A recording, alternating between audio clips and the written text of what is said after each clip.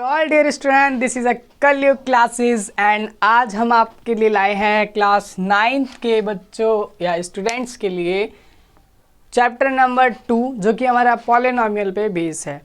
बहुत ही सोच समझने के बाद में ये चैप्टर को चुना गया है ताकि इसमें जितने भी बेसिक कॉन्सेप्ट हैं वो सब क्लियर कर सके और अनेकों एग्जाम्पल्स उदाहरण के थ्रू हम इस चैप्टर को डिफाइन कर सके। बिकॉज इसमें ऐसे ऐसे क्वेश्चंस हैं जो कि हम पिछली क्लास से भी रिलेट करेंगे और आने वाली जो भी क्लासेस होंगी उनमें भी एक्सरसाइज में भी क्वेश्चन दिखाए जाएंगे जिनमें इस इंट्रोडक्शन के थ्रू हम हर क्वेश्चन को सॉल्व कर पाएंगे। तो आज देखिए कि क्या इसमें इंट्रोडक्शन है। इंट्रोडक्शन हम पढ़ेंगे आज। इंट्रोडक्शन को हम हिंदी में परिचय बोल लेते हैं। और पॉलिनोमियल जैसे हम जानते हैं इसको हिंदी में बहुपद कहते हैं। क्या बोलते हैं? बहुपद। अच्छा, बहुपद से क्या समझ आता है? आपने पढ़ा होगा छोटी क्लासेस में हिंदी में एक वचन, बहुवचन, है ना, सिंगुलर एंड प्लूरल। तो वैसे यहाँ पर भी है। बहु का मतलब यहाँ पर प्लूरल से है, प्लूरल से है, प्लूरल से। और पद का मतलब यहाँ पर टर्म से है, यानी कि उसमें कितनी टर्म होंगी। ओके, मान लीजिए कि आपने छोटी क्लासेस में पढ़ा है इक्वेशन, अलजेब्रिक एक्सप्रेशंस पढ़ी हैं जिसमें वेरिएबल होता है, कोई कांस्टेंट टर्म होती है, ये भी टर्म है, ये भी टर्म है और ये भी टर्म है। तो छोटे पर तो हमने पढ़ा है छोटी क्लासेस में 5th 6th 7th में कि ये हमारी अलजेब्रिक एक्सप्रेशन कहलाती है जिसमें क्या होता है, ये चीज़ वेरिएबल होती है हमारी। इसके बारे में हम अच्छे से और डिस्कस करेंगे अभी। और ये हमारी कांस्टेंट टर्म होती है, कांस्टेंट टर्म होती है। टर्म का मतलब ये पद है। पद जैसे बोले तो ये वेरिएबल पद है। जैसे होता है ना राजनीति, पॉलिटिक्स में कोई मंत्री के पद पे है, कोई उससे नीचे है, तो ये सब पोस्ट, पद, टर्म ये सब होती हैं। तो वैसे ही ये पद है हमारे, ठीक है। इसको हम क्या बोलेंगे? वेरिएबल को चर, ठीक है। चर पद, अचर पद होते हैं ना, कांस्टेंट को अचर बोल देंगे। तो ऐसे कुछ हमें छोटी क्लासेस में हमने पढ़ा है, हमें पढ़ाया गया है। तो आज हम इसको देखें। चैप्टर नंबर जो 2 है 9th क्लास का, वो बहुपद के बारे में यानी कि पॉलिनोमियल्स के बारे में। तो जाहिर सी बात है कि जब पॉलिनोमियल्स कोई चीज़ है तो इससे पहले भी तो कुछ होगा। मैंने क्या बोला कि हिंदी में जैसे हमने पढ़ा है एक वचन और बहुवचन, तो यहाँ पे सिर्फ बहुवचन प्लूरल के बारे में बताया, एक वचन तो इसका होगा ही। तो वैसे ही हम देखिए यहाँ पे डिफाइन करेंगे कि एक वचन इसका क्या होगा, इसके और क्या क्या रूप, इसके और क्या क्या टाइप्स हो सकते हैं। तो ध्यान से देखिए, पहले 2 चीज़ें ज़रूरी है मेन। आप 2 चीज़ों के बारे में ध्यान रखिए। पहला हमारा है वेरिएबल, वेरिएबल जिसे हम चर बोलेंगे, ठीक है। और दूसरा है हमारे पास कांस्टेंट, कांस्टेंट जिसे हम अचर बोलेंगे। ये पद हैं, variable term and constant term, ठीक है। अब वेरिएबल टर्म का मतलब क्या है, ध्यान से समझिए। वेरिएबल टर्म का मतलब क्या है, इन दोनों में आप डिस्टिंग्विश जब कर पाएंगे, जब अंतर निकाल पाएंगे, जब आप ये एग्जाम्पल को बहुत ही ध्यान से देखेंगे। देखिए, ध्यान से देखने का मतलब यह है कि बहुत इजी भी है, बट आपको ध्यान में रखते हुए इसको समझना है एक बार। ये मैंने स्क्वायर बनाया, ठीक है। थोड़ा बड़ा कर लेते हैं इसको। हाँ, तो ये हमारा कुछ इस तरीके से स्क्वायर बन गया। अब मैं आपसे कहूँ कि ये जो है ना, ये 6 सेंटीमीटर की एक साइड है स्क्वायर की। तो आपने प्रॉपर्टी पढ़ी है स्क्वायर की कि अगर एक साइड 6 सेंटीमीटर की है तो अदर 3 जो होंगी वो भी कितने सेंटीमीटर्स की होंगी? 6 सेंटीमीटर, 6 सेंटीमीटर एंड 6 सेंटीमीटर। तो अभी तो आपको इसकी वैल्यू पता है। अगर मैं आपसे पूछूं कि ये एक साइड कितने सेंटीमीटर की, तो आप बोल देंगे कि हाँ ये 6 सेंटीमीटर की है, ठीक है। तो ये टिपिकल सा हो गया कि मतलब आपको कांस्टेंट पता है, आपको कांस्टेंट एक वैल्यू पता है। बट अगर मैं आपको ये ना बताऊं कि इसकी एक साइड जो है वो 6 सेंटीमीटर है, बल्कि मैं आपको ये बता दूं कि इसकी साइड जो है वो x सेंटीमीटर है, सेंटीमीटर, ठीक है। तो x सेंटीमीटर है, तो क्या पता इस स्क्वायर की साइड जो है वो क्या पता 7 हो, है ना, क्या पता 6 हो, क्या पता 4 हो, क्या पता 5 हो, हमें कोई वैल्यू नहीं गिवन है। हमें वैल्यू कब गिवन थी, जब हमने कांस्टेंट टर्म का यूज़ किया, यानी कि नंबर्स का यूज़ किया, ठीक है, वॉल नंबर्स का यूज़ किया। बट जब हमने इसको एक्स से डिनोट किया तो आपने नहीं बता पाया या मैंने नहीं समझ पाया कि इसकी वैल्यू जो है साइड्स की वो क्या होगी। तो इन सिंबल्स का यूज़ ही वेरिएबल है, यानी कि इनको वेरिएबल ही कहते हैं। जैसे वेरिएबल में एक्स आएगा, वाई, जेड हो सकता है ना, टी, एस, जो भी है आपका हो सकता है। बट ए, बी, सी, इन सब को हम कांस्टेंट में लेके चलते हैं, उनकी भी वैल्यू होती है जो कि हमें क्वेश्चन में गिवन होती है या फिर दी होती है। तो ये समझ आया आपको कि कोई भी निश्चित, कोई भी एकदम एग्जैक्ट वैल्यू देगा तो उसको हम कांस्टेंट टर्म बोलेंगे। अगर हमें कोई वेरिएबल दे रहा है तो इसका मतलब उसकी वैल्यू कुछ गिवन नहीं है, उसकी वैल्यू हमें गिवन दी होगी, हमें निकालनी होगी, ठीक है, कुछ टर्म्स जो होंगी वो हमें दी होंगी, गिवन होगी, और वेरिएबल टर्म हमें निकालनी पड़ेगी। तो कुछ ऐसे क्वेश्चन डील करने पड़ेंगे आगे एक्सरसाइज में। तो ये एग्जाम्पल को आप बस ध्यान रखिए कि वेरिएबल्स क्या होते हैं, कांस्टेंट क्या होता है, बस, और कुछ नहीं है। कांस्टेंट में आपका 8 आ सकता है, 7 और 9, 1, मतलब ऑल नंबर्स, या नंबर्स कह लीजिए या वॉल नंबर कह लीजिए, वॉल नंबर्स, ठीक है। तो वॉल नंबर हो सकते हैं। वेरिएबल में आपको समझा है कि एक्स, वाई, जेड कुछ भी हो सकता है। तो अब मान लीजिए हमें एक इक्वेशन दी है।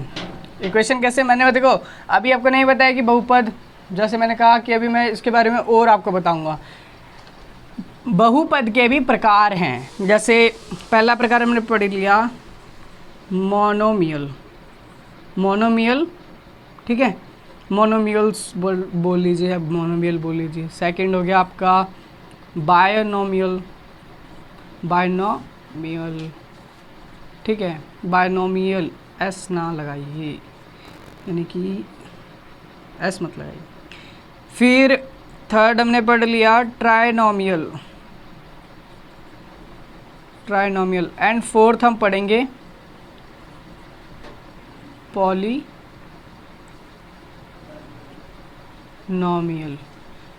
और ये हमारे क्लास का मेन है, इसको हम स्टार्ट कर देते हैं। ये मेन क्यों है, क्योंकि इस पे चैप्टर बेस है। ये तो सिर्फ आपको एक जानकारी के लिए, एक इंट्रो के लिए बस इनको दिखा रहा हूँ मैं। मोनोमियल का मतलब है, जैसे हमने पढ़ा पॉलिनोमियल का मतलब बहुपद होगा, बहुपद का मतलब उसमें बहुत सारे पद होंगे, तो वैसे ही पॉलिनोमियल में तो बहुत सारे पद होंगे। But monomial, binomial and trinomial में क्या होगा, तो इनमें कुछ नाम से ही हमें संकेत मिलता है। क्या, मोनो का मतलब क्या होता है, साइंस में हमने पढ़ा हो या फिर कभी भी आपने सुना हो, मोनो, मोनो, मियल्स तो हमें पता है पद हैं, जो भी आपको समझ आ रहा है इसमें, ठीक है।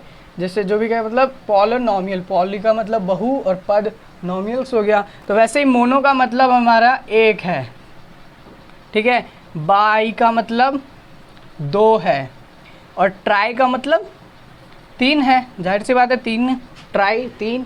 अब पॉली का मतलब बहु है, बहु का मतलब बहुत सारे, बहुवचन में, ठीक है।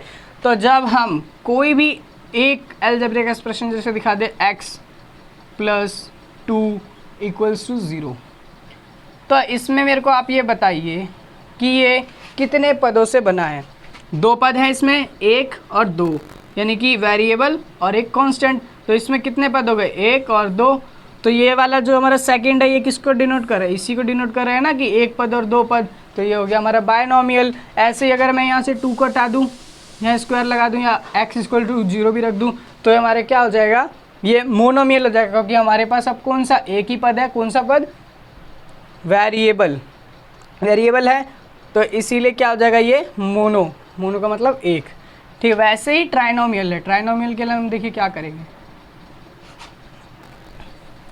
ट्राइनोमियल के लिए देखो x² + 2x + 6 = 0 ले सकते हैं। कितने टर्म हो गए इसमें, 1 2 3 हो गया ना। तो इसमें 3 टर्म आए, तो इसको हम क्या बोलेंगे, ट्राइनोमियल बोल देंगे। अब पॉलिनोमियल का मतलब है कि अगर मेरे पास टर्म है x³ + 6x² + 2 + 1 = 0, तो अब इसको हम क्या बोले, इसमें 1 2 3 4 टर्म हैं, ठीक है। तो 4 टर्म के लिए तो क्या लगाएंगे, 3 तक के लिए हमने यूज़ किया ट्राइनोमियल, अब हम 4 के लिए क्या यूज़ कर रहे हैं, पॉलिनोमियल। यानी कि मीन्स दैट ये है कि 3 तक के लिए आप स्पेसिफिक नाम ले सकते हैं। अगर 1 है तो मोनोमियल, 2 है तो बायनोमियल और 3 है तो ट्राइनोमियल, बट 3 से ज़्यादा है तो पॉलिनोमियल। बट ये मत सोचिएगा कि अगर x² प्लस 2 इक्वल्स टू 0 है तो ये सिर्फ और सिर्फ बायनोमियल ही कहलाएगा, क्योंकि इसमें 2 टर्म है। ऐसा नहीं है, ये पॉलिनोमियल भी कहलाएगा, क्योंकि बहुवचन का मतलब क्या है, एक वचन तो जब होगा ना, जब एक वचन कब होगा, जब एक टर्म होगी, बट एक टर्म ये भी पॉलिनोमियल होगा। पॉलिनोमियल कैसे होगा, अगर मान लीजिए इसमें एक टर्म मैं 1 ऐड कर लूँ या मल्टीप्लाई कर लूँ, जैसे भी है, तो पॉलिनोमियल इन तीनों को नाम को भी डिनोट करेगा।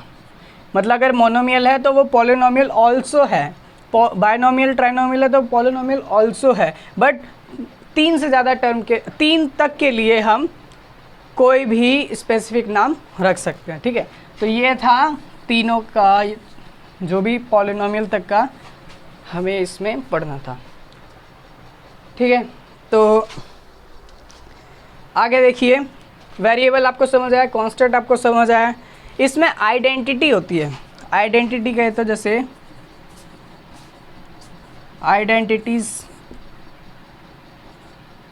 आइडेंटिटीज होती है। तो आइडेंटिटी में आपने पढ़ा है कि x² प्लस 2 का होल स्क्वायर क्या होता है, x² प्लस 2a भी कर लीजिए, या फिर जैसे ऐसे मान लीजिए 2ab ऐसे तो लिखते हैं ab प्लस का b², ऐसे लिखेंगे। जैसे मान लीजिए a प्लस में b का होल स्क्वायर करेंगे तो क्या आएगा, a² प्लस 2ab और प्लस में b का स्क्वायर। तो वही मैंने ऊपर वाले में किया है। तो ये आइडेंटिटी हैं कुछ, जैसे कि a² माइनस b², या फिर ऐसे लीजिए ay², ठीक है। तो इसमें क्या हो जाएगा, a² minus b² x² minus y², तो क्या हो जाएगा x प्लस वाई और x माइनस वाई। ऐसे ही बहुत सारी आइडेंटिटी जो है वो एनसीईआरटी की बुक में दिया है। इसको प्रूफ करना मैं आपको नेक्स्ट कभी सेपरेट क्लास में सिखाऊंगा, बिकॉज उसमें टाइम लगता है, और ये याद कीजिए, या फिर इसको जैसे इलैबोरेट करके हम इक्वेट करते हैं वैसे भी कर सकते हैं, आप प्रूफ भी कर सकते हैं। ज़्यादातर आता नहीं है वैसे, आप इसको याद ही कीजिए। तो ये था कुछ, और एनसीईआरटी की बुक में पेज नंबर 30 पे आपको मिलेगा। पेज नंबर 30 पे ध्यान रखिए, पेज नंबर 30 पे एक लाइन लिखी गई है, बहुत इंपॉर्टेंट लाइन है, the degree of non zero constant polynomial is 0। इस लाइन का मतलब समझिए आप, इस लाइन का मतलब ये कह रहा है कि अगर मान लीजिए हम कोई भी, जैसे हमने 4x ले लीजिए, या फिर इसमें लिखा है the degree of the non zero constant. Non zero constant का मतलब क्या होगा, नॉन ज़ीरो कांस्टेंट मान लीजिए 4 कांस्टेंट हमारा और नॉन ज़ीरो है, तो पॉलिनोमियल इज 0 कब होगा, पॉलिनोमियल मान लीजिए 4x प्लस 2 इक्वल्स टू 0 है, 0 मत लगाइए, ये डिफाइन ही खुद कर रहा है कि जो भी नॉन ज़ीरो कांस्टेंट पॉलिनोमियल होगा वो 0 ही होगा। कैसे, अगर मान लीजिए कांस्टेंट के साथ हमने कुछ नहीं है, नॉन ज़ीरो है, तो हम यहाँ पे 0 को मल्टीप्लिकेशन करके उस पूरी पॉलिनोमियल को 0 के बराबर रख सकते हैं। तो ये लाइन ये डिफाइन कर रही है और कुछ भी नहीं है इसका मतलब, ठीक है। तो ये जैसे आपको समझ आया, आगे और समझ आएगा, इसमें डिग्री आएगी, कोफिशिएंट्स आएंगे, तो आपको सब धीरे धीरे एक्सरसाइज के जब क्वेश्चन हम लेंगे तो उससे बहुत ही ईजिली डिफाइन होते जाएगा। एक टर्म इसमें हमने पढ़नी है कोफिशिएंट, जिसका मतलब होता है हिंदी में गुणांक। गुणांक से मतलब है आपका कि मान लीजिए x में कुछ चीज़ गुणा है, यानी कि एक x में गुणा है, तो ये x का गुणांक क्या होगा, 1। अब ये चाहे एक यहाँ लगा लीजिए चाहे इसको आगे लगा लीजिए, बात तो गुणा में ही रहेगी ना। तो वैसे ही कोफिशिएंट है, तो आगे जो क्वेश्चन आएंगे उसमें आपसे पूछा जाएगा जैसे x² plus 2x plus 1 equals to 0। इसमें बताइए x का कॉफिशिएंट क्या है, एक्स स्क्वायर का नहीं, गलत, एक्स स्क्वायर का नहीं, x का कॉफिशिएंट। तो x का कॉफिशिएंट का मतलब गुणांक, तो x किसके साथ गुणा में है, 2 के साथ, तो x का गुणांक हमारे पास 2 हो जाएगा। ऐसे एक्स स्क्वायर का पूछे तो 1 हो जाएगा। तो ऐसे आपसे आगे क्वेश्चन करे जाएंगे। तो ये कॉफिशिएंट था। आगे देखिए degree of the polynomial. Degree of the polynomial का मतलब है highest power of the polynomial all it's called degree of the polynomial. मान लीजिए आपको पॉलिनोमियल दिया है x square plus 2x plus का 8 इक्वल्स टू 0। मान लीजिए आपको ये पॉलिनोमियल गिवन है, तो इसमें हाईएस्ट डिग्री क्या होगी, वेरिएबल पे। अब एक बात कंडीशन आपको ध्यान रखनी है कि जब भी आपसे डिग्री पूछता है तो आपको ओनली वेरिएबल्स के ऊपर की पावर को देखना है, वही आपकी डिग्री होती है। अब मान लीजिए वेरिएबल इसमें कितने हैं, 2, x और x ही है, तो इस वेरिएबल की हाईएस्ट पावर क्या है, 2, और इस वेरिएबल की हाईएस्ट पावर क्या है, 1 है ना।